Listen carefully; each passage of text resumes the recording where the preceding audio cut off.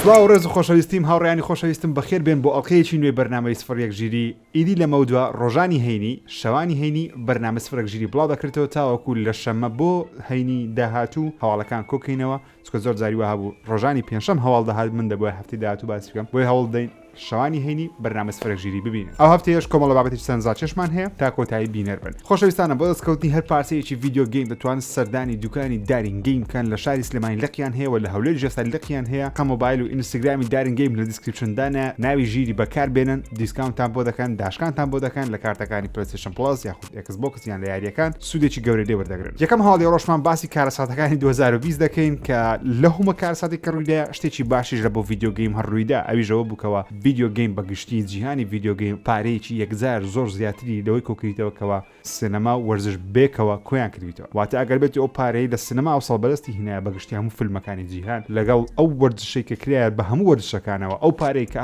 ئەو دوو ئینتەرتەینمنتە کۆیان کردیتەوە ناگاتە ئەو پارەی کەوە ڤیدیۆ گەیم بەدەستی خستیە خۆ کارەکەشی بێگومان بەوەی دەگەڕێتەوە کەوە ساڵی 2020 سینەماکان داخران وەروەها وەرزش لەلایانی وەرزشیەوە ئەو یاریانەی کە ئەنجام دەدران لە تۆپی پێبی یاخود باسکەبی بالەبی هەر هەمویان بەبێت جمهور بەبێ هەوادار بەڕێوە دەچوو بێگومان جگە لەوەش ڤیدیۆ گەیم هەر گەورە دەبی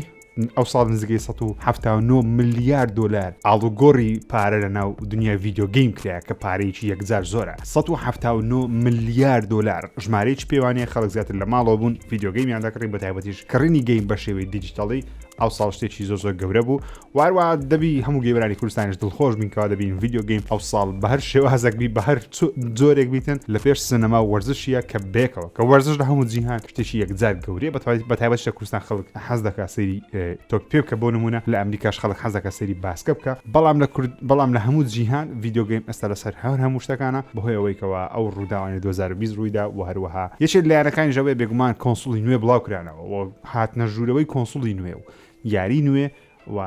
هەمووی تەسیر دەکات لەسەرەوەی کەوا فرۆشی ڤیدیۆ گەیم و کۆنسۆڵ بە شێوازێک بەرز بوویتەوە بە پێش سینەما وەرزشی کەوتبییتەوە کاوان بە هەردووچیان ناگەنە ڤیدیۆ گەیمی 2021 چۆن دەبیتن نازانین بەس بە هیوایەوەی ڤیدیۆ گەیم بەردەوام هەر لەبەرەوە پێشچوون بێت بەهۆی یادی 30 ساڵەی دامەزراندنی پلەیستیشن هەوادارێکی پلەیستیشن هەستایە بە دروستکردنی یاخود دیزاینکردن و پلەیستیشن 5ەکەی شێوەیەکی زۆر سەرنجڕاکێشی پێدایە شێوە سەرنجڕاکێشەکەشی هەڵساوە هەمان دیزاین و ڕەنجی پلەیستیشن 2 کە پلەیستیشن 2 کە لە دیزاینە هەرە جوانەکان ڕەنگە جوانەکان بۆ نمونە پلێتەکانی ڕەش کردووە کۆنترۆلەرەکەی ڕەش کردووە بەرگێکی ڕەشی پێداوە و لۆگۆی پلەیستیشنەکەشی لە سپی و یاخۆ لە ڕەشی گۆڕیە لە بۆ لۆگۆی ڕەنگاڕەنگەکەی پلەیستیشنی کەشتێکی یەکجار سەرنجڕاکێشە بێگومان زۆر خەڵک دەڵێن حەزمان لێ ئەو بابەت ینی ئەو کۆنسۆڵ ئەگەر هەبی بیکڕین بە پێشبینیش دەکەین کەوا لە داهاتوو پلێتەکانی پلەیستیشن 5 پلێتە تەنیشتەکانی بتوانین بیگۆڕین ئەگە بێتە بیگۆڕین لەوانێ منی خۆم بیکەمە ڕەنجی ڕەش یاخود پلێتێکی ڕەنجی ڕەش بکڕمت کاتێک حەز بکەم ڕەنگەکەی بگۆڕم بەڵام بۆ لۆگۆیەکە ئەو لەزگێ دەتوانین لەزگەیەکی بچووکی پلەیستیشن لە ئەمازۆنانە شوێن تاواکێک لۆگۆیەکی ڕەنگداری بە پلەیستیشنەکەی خۆتەوە بنی دەبتەوە هەمان ئەو لۆگۆی کۆنەی پلەیستیشن کە پێی بەناوبانگ کە بەڕاستی نۆستاڵژەیەک بە کەش یاریکردنەکەت دەدا ماوەکانی ڕابردوو کورتە فیلمێک لەسەر یاری ئەمۆنگەس بڵاو کرایەوە گەر لە نازان بینیتانە یاخودنە بەڵام شش سەرنجڕاکێش بوو ئەو جارە هەمان دەرهێنەرێکی سەر بەخۆیە هەڵساوە بە فریدی کورتە فیلمێکی دیکەی لەناو دنیای ئەمۆنگەس دروست کردیە کە زۆر سەرنجڕاکێشە گرافیکەکەی زۆر جوانە تقریبا کورتە فیلمێکی ترسناکە باسی کەشتێکی ئاسمانی دەکە ئیمپۆستەرێک دێتە ناوی و دەست دەکات بە خواردن یاخود بە کوشتنی سەرنشینەکانی ناو کەشتێکە شتێکی سەرنجڕاکێشە ڤیدیۆیەکەم بینی لە دیسکریپشنیش بێگومان زانیاری دادەنێ بە خۆتان توان سەیریکەن ئەوە دیمەنەکانی ڤیدیۆیەکی کە زۆر بەلامەوە جوان بوو و یاری ئەمۆنگەس بێگومان لە 2020 یەکێکە لە یاری هەرە بەناوبانگەکان و خەڵکەکی یەکجار زۆرە یاری دەکەن تەنانەت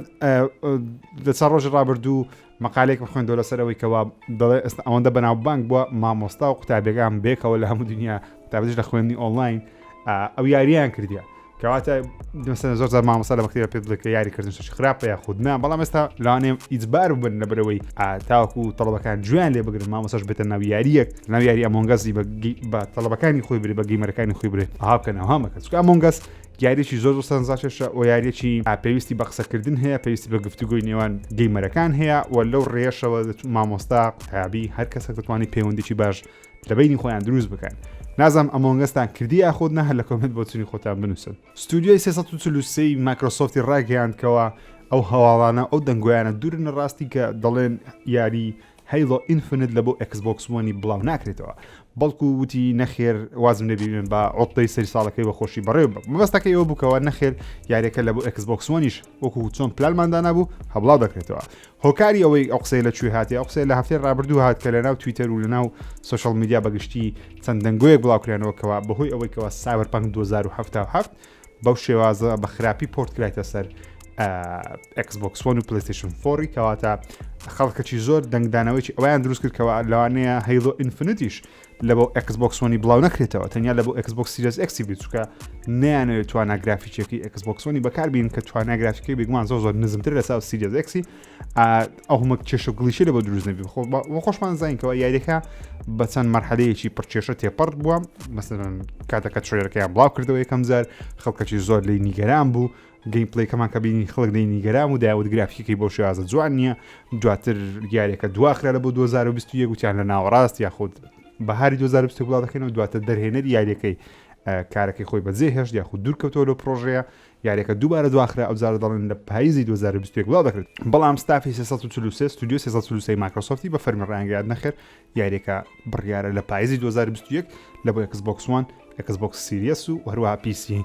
بەردەست دەبێت جا نازانم دڵتان خۆشە بە یاری هەیڵۆ ئینفینیت یاخود بە من تاوەکو ئێستا هەموو یاریەکانی هەیڵۆ ئینفینیتم نەکردیەوە ببزانم بەشی 4 و 5 نەکردیە و بڕیارم داوە لەگەڵ هاتنی ئەو بەشە نوێیەش هەیڵۆ ئینفینیت پێشەوی ئەو دوو بەشەش بکەم ئینجا بێمە ناو هەیڵۆ ئینفینیتی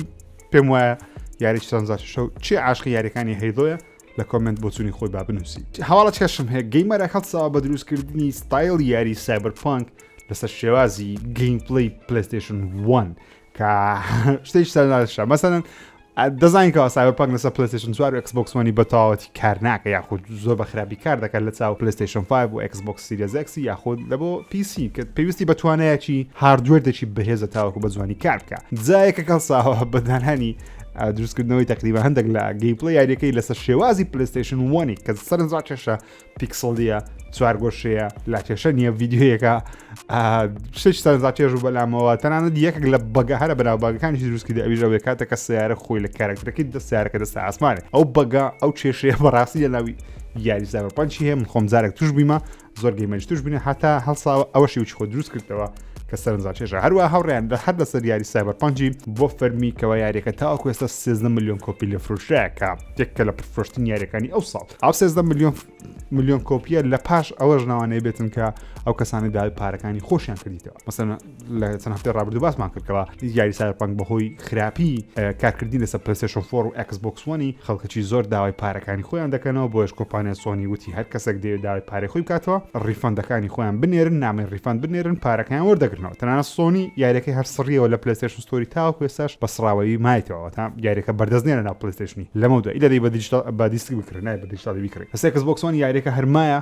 بەڵام ئەو کەسانە بیانێت دەتوانن پارەکانی خۆیان وەگرنەوە هەروەها نامەیەکی دادرا ئەگەر بێت لەسەر Xbox One یاریەکە بکڕی پێت دەڵێ Microsoft بە فەرمی پێت دەڵێ ئەو یاری لەوانێت تووشی هەندێک کێشەی گەورەبی چاوەڕوانی ئەپدیت با لە بۆ چارەسەرکردنی گشتیان جا ئەپدیتێکی نوێ لە بۆ یاریەکەی ئێستا بەردەستە لە بۆ کۆنسۆڵەکان و لە بۆ پیسیش بەردەستە بۆ ئەو کەسانش بەردەستەکەوا لەسەر PlayStation مەسەڵەن بۆ خۆم ئەپدیتەکەم لە بۆ هاتیە کارچەندە یاریەکە لە ناو PlayStation Store نمایە بەڵام ئەگەر یاریەکەت هەیە ئەپدیت هەر بەردەوام لە بۆ دێ دەبی چاوەڕێی ئەپدیتی گەورە بین لە بۆ لە مانجی 1 و مانجی 2 ئەو کاتی گۆڕانکاریی گەورە لە ناو یاریەکە دەکرێت گرافیکەکەی لەوان هێشتا باشتر بکرێت بۆ فرۆشتنی 13 ملیۆن کۆپیش بێگومان بەدەستێنانێکی گەورەیە بەڵام هیوام وایە یاریەکە بە زووترین کات چارەسەر بکرێت کە بەڕاستی کێشەی گەوری لە بۆ زۆر گەیمەری دروست کردیە بەهۆی یاری Warzone-ەوە یاری Call of Duty Modern Warfare گەیمەری زۆر زیاترە لە Call of Duty Black Ops Cold War هەرچەندە بڵێ Modern Warfare لە مێژە هەیە 2 ساڵە هەیە Cold War نوێترە لەگەڵتانە بەڵام گەیمەری ئۆنلاینی بەردەوامی نابی یاریێکی کۆن لەگەڵ یاریێکی ئێستا گەیمەری ئۆنلاینیان زیاتر بی بۆ نمونە ناکری بڵێ ینی قەچیوان نەبوو باوەڕ ناکەم بڵێ Modern Warfare کە 2 ساڵە عمری گەیمەری ئۆنلاینی زیاترە لە Cold War کە تازە بڵاو کرایەوە خەڵکەکی زۆر لە Cold War بێزارە خەڵکەکی زۆر داوای گۆڕانکاری گەورە لە ناو مۆدی مەڵتیپلەیەری Cold War دەکەن و خەڵکەکی زۆرش Modern Warfare هەیە و هۆکاری ئەوەش بەوەی دەگرێتەوە کە Warzone بە فریە لەسەر کۆنسۆڵ و PC خەڵکی Warzone داڵۆن دەکەن کە هەر بە Modern Warfare دەناسرێ مەسەڵەن کاتێک تو Warzone داڵۆن دەکەی Warzone دەکەی ئەگە Cold War نەکڕیبی کەواتە تو یاری بە Modern Warfare دەکەی بۆیش گەیمەران ینی خەڵکی ئۆنلاینی یاخۆ ژماری ئەو کەسانی یاری Call of of Duty دەکەن زیاتر مۆزرما فەرتاقی دەکەن لە چاو کۆڵدۆر کە یاریەکە بزانام لە یەک دوو هەفتەی سەرەتای فرۆشی نزیکەی تاوەکو ئێستا زیاتر لە 5.3 میلیۆن کۆپی لە فرۆشرا کە ژمارەیەکی زۆرە بۆ فرۆشی بەڵام هەشتاکە ئاکتیڤیژن تومحی زیاتری هەیە لە بۆ ئەو یاریە و ستۆریەکەی دەرەزەیەکە ستۆریەکەی ناوازەیە بەڵام مۆدی مەڵتیپلەیەرەکەی بەڕاستی بەو شێوازە نەبوو کە چاوەڕێمان دەکرد و حەزمان دەکرد باشتر بە جوانتر بە خۆشتر بە دەمێت ڕێنگ گۆژە کۆمنت بزانم لەسەر بابەتی بێمە سەر هەواڵە خۆشەکە هاویش کۆمپانیای KFC کە بەرەمێنانی خۆراکن یاخۆ دەتوانین بڵێن مریشکی برژاو دەفرۆشن هەڵساون بە دروستکردنی یاخۆ هەڵساون بە پەرەپێدانی کۆنسۆڵێکی یاری کە وەکو پیسێکی بچووکە و لە ناویشی دەتوانی مریشک بە گەرمی بێڵیەوە کەشتێکی یەکجار سەیرە سەیرە ینی KFC کە خۆراک دروست دەکە خەریکی بەرەمێنانی کۆنسۆڵە چیە و کۆنسۆڵەکە جگەلەوە یاری پێ دەکرێت بڵێن پیسیەکە یاری پێ دەکرێت و لە ژووریش دەتوانی ئەگەر مەسەن خۆراک تەبی مەسەن خواردنی KFC هەوی دەتوانی گەرمیکەیتەوە وەکو فڕنەکە بیداەتەکەی هەواڵم بینی باڕم پێ نەکردوتم لەوانەیەوە تەنیا ڕێکلامەی KFC ویدیۆ خەڵکی یاخود گەیمەران زیاتر هەمدا بچن KFC دلیڤەری بکەن یا خۆش خواردنی KFC بخۆن بەڵام بەرەشتەکە بۆ ڕاستی ئێستا تەنانەت تریلەریشان بڵاو کردیتەوە و دەڵێن بە فەرمیش بڵاوی دەکەینەوە بەڵام نازانین نرخی ئەو کۆنسۆڵە یاخود ئەو پیسیە چەند دەبی مواصفاتەکانی تقریبان دەشەزانکەوە کۆڕای نوێیە هاردەکەی 1 تێراباتی SSD دەبی وەروە ڕاشیان گەیاندێکەوە ئەو کۆنسۆڵە دەتوانانی یاری بە 4K تاوەکو 240 فریم بکە بەڵام لە شوێنجێ خوێنمە دەڵێ 4K 120 فریم بە ڕێی ترێسینگەوە کە پشتێکی ئاسان نییە ئیلا دەبی نرخی یان زۆر گرانبی یانی مەبەستیشان وەکو یاریەکی ئۆنلاینی وەکو مەسەڵەن بڵێ CS:GO یاخود یاریێکی وەکو کۆڵدوۆریە کە بە فریم ڕێتی بەرز 4K بەرز بە ڕێزۆشتنی بەدەتوانی یاریکە گەرنا باوەڕ ناکەم یاری سایبەرپانکی پێ بکەی 120 فریم تاوەکو 240 فریم پێدا بە 4K ڕێی ترێسینگ نرخی کۆنسۆڵەکەش بابرین $1000 مەحاڵشتی وە لە ڕووی یاساوە لە ڕووی قانونی پیسیەوە باڕ ناکەم بەو نرخە بتوانێت بەڵام زانیاریم بەرزکەتیەکەوە لە هەندە شوێن خوێنیتەوە ئەو کۆنسۆڵە یاخود ئەو پیسیە کۆنسۆڵی نوێ نییە ینی سیستەمەش تایبەت بەخۆی نابی هەر سیستەمی ویندۆزی لەسەر دەبیت بۆیە ناتوانین پێی بڵێن کۆنسۆڵ چکە کۆنسۆڵ دەوی سیستەمێکی تایبەت بەخۆی هەیە وەکو پلیستیشن کە سیستەمی تایبەت بەخۆی هەیە Xbox سیستەمی تایبەت بەخۆی هەیە نیتیندۆ سیستەمی تایبەتی بەخۆی هەیە دەتوانین بڵێن پیسیەکی کۆنسۆلیە کە جیایە لەگەڵ کەیسێک بتوانین دەستکاری پارچەکانی بکەین ناتوانم دەستکاری پارچەکانی بکەین دەڵێن کەوە ئەو کۆنسۆڵە یاخود ئەو پیسیە کۆنسۆڵی KFC چەند ژمارەیەکی دیارکراوی لێ بەردەست دەبی واتە بە شێوێکی عام نابێت کە پلیستیشن بچی لە بازارە بیکڕی ژمارەیەکی دیارکراوە لەوانەیە بە هەمووی 200 دانەی دروست بکەن نرخشیان دەڵێ بەرز دەبی بە بڕای خۆمەگەرە و ماسفاتانی ئەوان باز دەکەن لە سەروی 1500 بۆ $2000 دەبیتن شتێکی سەرنجاشێشە و شتێکی نوێ لە ناو دنیای گەیمینگ و ئەوەش ئەوە دەردەخەکەەوە گەیم لە 2020 بەڕاستی شتێکی زۆر گەورە بۆ هەموو کۆمپانیەکان هەڵدەدەن لە ڕێی گەیمەرانەوە شت بەدەستبینن لە ڕێی گەیمەرانەوە بازاری خۆیان بجوڵن کە جێگەی دڵخۆشیەوە جێگەی خۆشحاڵیە بێگومان لەتان ناپرسم کە چێدەی کڕیان چێ نایکڕی بەڵام دەبێتتان پرسمکەوە قەت KFC خواردی یاخود نەخواردیە من KFC خواردیەوە خواردیشیان خراپ نییە بەڵام دەبێت لەنگۆ پرسم چێ KFC خواردیە تاکۆسە خواردنیش KFC کۆمنت بۆ سنی خۆت هەفنووسن یاریەکانی Xbox Gold بۆ مانجی داهاتوو ئاشکرا کراکەوە ئەوانیش چوار یارینە بەڵام دویان لەنامەوە گرینگە ئەویش نایتمێرە لەگەڵ Dead Rising کە دوو یاری ترسناکن لە بۆ کۆتاییەکان یا ساڵ یاخود سەرەتایی مانجی داهاتوو بەردەست دەبن یەکەم مانجی 2020 یەکەم ئەو یاریانەی کەوا لە 2021 لە بۆ گۆڵدی Xbox بەردەست دەبن Little Nightmare بەشی یەکەم لەگەڵ Dead Rising کە دوو یاری ترسناکن دوو یاری سەرنجات شەمە تایبەت Little Nightmare یاری خۆشە Dead Rising شم کات خۆی کردی یاری سەرنجاتێشە بەڵام نازانم PlayStation زارەیە تاوەکو ئێستا هەڵ بنێسە PlayStation Plus دەبی ئەویش بێتم بێکمان لە ڤیدیۆ بدەم باز دەکەم پەرەپێدەرانی یاری Gran Turismo 7 ڕاگەیاندکەوە ئەوان خەریکی ئەوەی نابنکەوە مۆدی جیاوازی ناو یاریەکەی بەردەست خەم مەسەلەن وەکو سپایدەرمان ناکەم بڵێ لە 4K ناتوانێت بە ڕێی ترێسینگەوە 60 فریم FPS پێ بدا یاخود دەبتە 30 FPS یاخود FPSی دابەزێنن لە بۆ بەرزکردنەوە ڕێزۆلوشن بە ڕێی ترێسینگ یاخود ڕێی ترێسینگی بەرزکردنەوە یاخود ڕێی ترێسینگی نەمی نەهێڵن تاوەکو فریم ڕێت بەرزەوە ئەوان دەڵێن بە 4K بە ڕێی ترێسینگەوە 60 فرێمی تاوا بگەیمەران دەن کە شتێکی سەرنجڕاکێشە ببینی لەسەر کۆنسۆڵ نەک لەسەر پیسی چکە لەسەر پیسی بێگومان هەموو شتێک ئاساییە بەچکە بەکەیف خۆت ماسفات بەرز دەکەیتەوە بەسەر کۆنسۆڵێک بۆ توانایی سنوورداری خۆی بتوانی 4K ڕێی ترێسینگ 60 فرێم بەردەوام بدا پرسیارەکەی من ئەوەیەکەوە ئەگەر بێت و ئەگەر مۆدەک بەردەست بخەن ئەوان دەڵێن مۆدەکی وا بەردەست ناخین واتە ئەوان قەت وردەکاری یاریکەی وردەکاری نا ئۆتۆمبیلەکەی یان دەرەوەی ئۆتۆمبیلەکەی یان تایەکان بە هیچ شێوازێک نەهێن نەخوارە لە بەخاتی FPS وانە بەڵام بەردەوام بەردەوامیش 60 FPS کەمتر بە گەیمەر نابن بەڵام دەنگۆ هەبووکەوە دەیانوت لەوانەیە ئەگەر ڕێک ترێسینگەکەی بهێڵن ئۆفکەی تاکو 120 FPS بە گەیمەر ئەم دەچکە خۆشەویستان دەزانکەوە PlayStation 5 و Xbox Series X هەردووچیان توانیان هەیە 4K 120 FPS پەخش بکەن بەڵام تاوەکو ئێستا بە شێوازێکی وان نەمابینەوە تەنیا لە یاری Call of Duty Cold War دەتوانی بەو شێوازە یاری بکەی ئەویش بەردەوام 120 FPS نابی جاریوارێتە خوارە لە بۆ 110 FPS کە هەر بەرزە لە بۆ کۆنسۆڵێک بتوانی بەو هێزە توانایە FPS پەخش بکە کە شەشی بەلام وەسەرجا چێشە زۆر خەڵک دەپرسن دەڵێن کڕینی یاری بە شێوەی دیجیتالی باشتر یا خۆت بە شێوەی دیسک باشتر بەنەوە خۆم زۆرینەی یاریەکان بە شێوەی دیجیتالی دەکڕم چکە ئەو کۆلێکشنی هەم بەدەمێنە ئەکاونتی مەسەن پلیستیشنەکەم یاخود ئەکاونتی PC هەر شوێنەکەم سەیڤیان بکەم بەڵام کڕینی دیسکی شەخۆشە بۆم من ساپاکم بە دیسک کڕی دەمێت چکە کەتەلۆجی لەگەڵشتی لەگەڵە خۆشە ڕسمی لەگەڵە بەڵام ماپی لەگەڵە لە مانجی 11 ئەو ساڵ نۆڤمبەر مێژوویەکی نوێتەوە مارکە یاخود ڕیکۆردێکی پێوانەیش کە گەیمەران بە 11.5 ملیارد دلار واتای با 11 ملیارد دلاری گەیمەران یاریان بە شێوەی دیجیتالی کڕیە بۆیەش ڕیکۆردی مێژوویی لە بۆ پرفرۆشی یاری لە بە شێوەی دیجیتالی لە مانجی 11 2020 بوو زۆرترین فرۆشی هەبوو زۆرترین داهات کۆکرایەوە زۆرترین پارەش سەرف کرا لەناو دنیای ڤیدیۆ گەیم واتە تەنیا لێک مانگ لە هەموو جیهان با 11 ملیارد دلاری پارە لەناو ڤیدیۆ گەیم سەرف کرا یاری کردرا مایکرۆ ترانزاکشن کڕا کۆنسۆڵ کڕا کەشتێکی سەر هەموو بە شێوەی دیجیتالی ئەنجام درایە واتە بەرە دنیاچی دیجیتالی دەڕۆنیشتی فیزیکی کەمتۆ کە پێم ناخۆشە بەڵام بە شێوەیەک کە سیر کە بێگومان سەرنجڕاکێشەکەەوە لە ماڵەکەی خۆ دەتوانین منەسیرتوانم هەر یارێک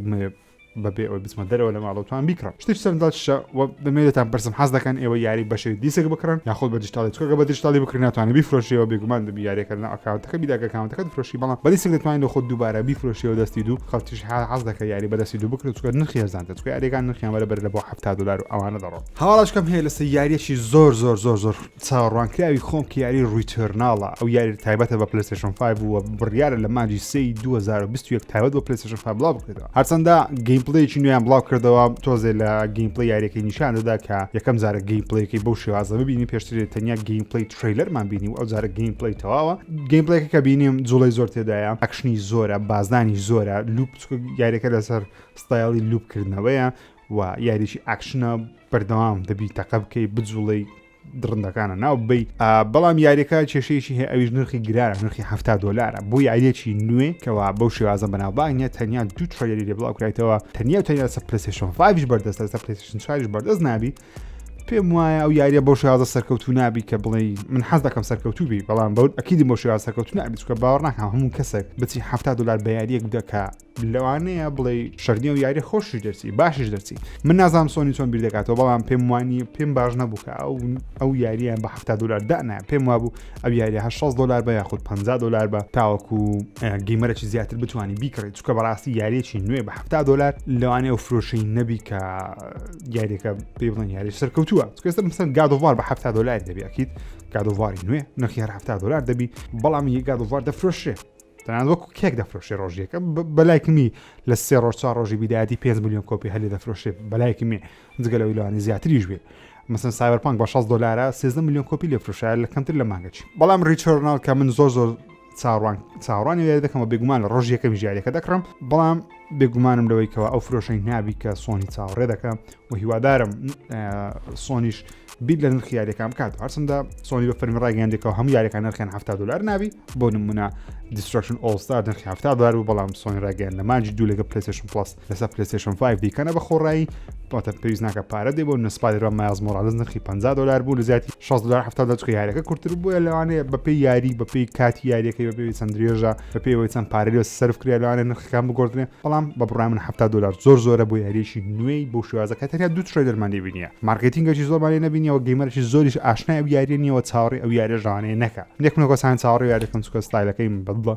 خیاڵی زانستی ئاکشن شوتەرە کۆمپانیای ڕۆکستار یەکێک لە ستافی کۆمپانیای ڕۆکستار لە چاوپێککەوتنی ڕاگەیاندکەوە بێگومان ئەوان گرنگجی بە سینگل پلێر دەدەن وەروە پلانیشاندانە لە مەودووە زیاتر سینگل پلێر لە ناو GTA ئۆنلاین یاخود لە ناو دنیا GTA بەردەست بخات بێگومان ئەو باسی دووشت دەکە یەکەمیان باسی ئەوەی دەکردکەوە لە داهاتووش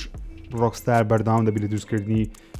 سینگل پلێر یاخود چیرۆک بۆ یاری GTA ئەوە مەبەستی GTA ئۆنلاینە چۆن نوێترین ئەپدیت کە بەردەستیان خست بە ناوی پیکۆ هایستە چیە گەیمپلەیەکی نوێیان